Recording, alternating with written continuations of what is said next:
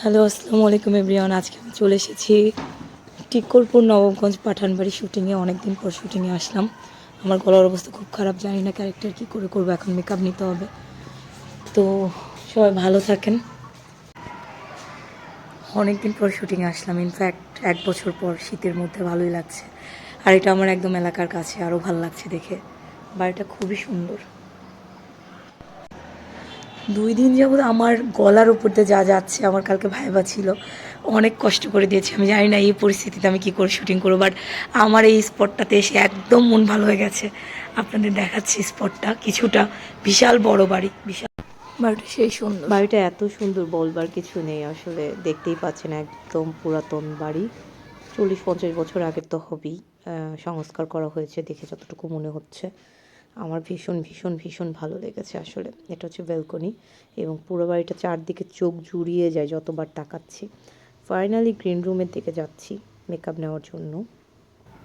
আমাকে দেখে একদম পাগল পাগল লাগছে আসলে।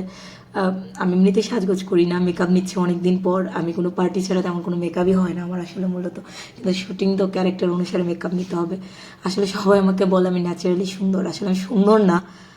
ফাইনালি মেকআপ নিতে বসে গেলাম, মেকআপ আর্টিস্ট হাত ধুতে গিয়েছে। তো এই তো অবস্থা, দেখতেই পাচ্ছেন এত কিছু কিট আছে মেকআপের সব। ও হচ্ছে সৌরভ, কি চরিত্রে আছে আমরা বলবো না, কারণ মুভিটা হলে গিয়ে দেখতে হবে এই জন্য। আর ও আজকে চরিত্রে আছে হচ্ছে ছোট ভাই সৌরভ সাহা, এবং হচ্ছে আমি তামিনা মোনা। আমিও আজকে শুটিং করবো। এখন মেকআপ নেই, ও কিন্তু মেকআপ নেওয়া, আমি কিন্তু মেকআপ নেই। সবাই আপুর পেজে বেশি বেশি লাইক কমেন্ট শেয়ার করবেন। আর আপু অনেক ভালো, আমার অনেক পছন্দ। ঠিক আছে, ভালো থাকবেন, দোয়া করবেন সবাই। এত শখ করে মেকআপ নিতে চাইলেও আমাকে ফাইনালি মেকআপ দেওয়া হয়নি, নো মেকআপ লুক, জাস্ট আমি টিপটা খুলে ফেলেছিলাম।